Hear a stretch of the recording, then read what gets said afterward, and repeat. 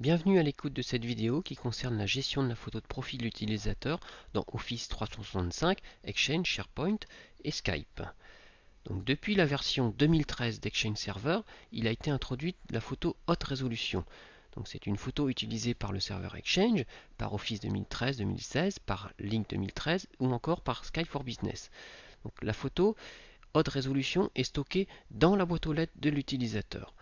Lorsque la photo est téléchargée dans la boîte aux lettres, Exchange fait automatiquement un redimensionnement de cette photo en trois définitions différentes. En 648 par 648 pixels, qui est utilisé uniquement par Skype for Business, en 96 par 96 pixels, qui est utilisé par Outlook 2013-2016, par OWA également, ou encore par Skype for Business.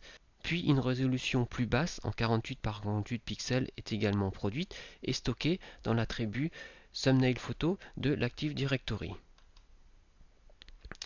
La photo peut être mise à jour par l'administrateur par la commande setUserPhoto, donc soit en environnement on-premise, soit en Office 365.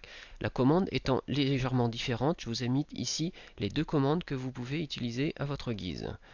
La photo peut également être mise à jour par l'utilisateur final depuis ses options OWA, où il vient par lui-même changer sa photo, à savoir que le lien est directement accessible depuis Outlook 2010, 2013 ou 2016, à condition que la boîte aux lettres soit sur un serveur à minima Exchange 2013 ou Office 365. Vous avez possibilité d'interdire la mise à jour par l'utilisateur par une OWA Mailbox Policy. C'est une stratégie. En utilisant donc la commande set OWA Mailbox Policy, vous positionnez le paramètre set photo enable à false sur la stratégie qui est assignée à la boîte aux lettres. Puis, après la prise en considération, le menu qui permet la mise à jour de la photo ne sera plus disponible pour l'utilisateur final.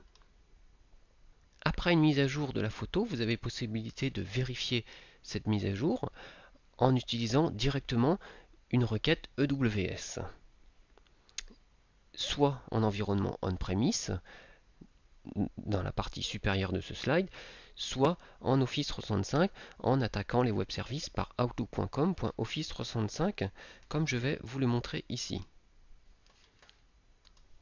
Ma requête est toute préparée. Voilà, outlook.office365.com/EWS.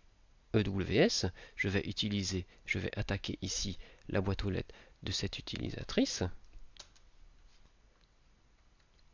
Je dois m'authentifier.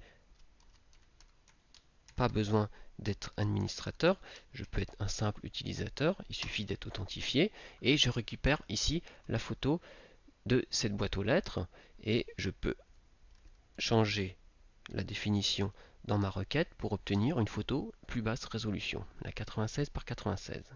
Je vous remercie de votre écoute.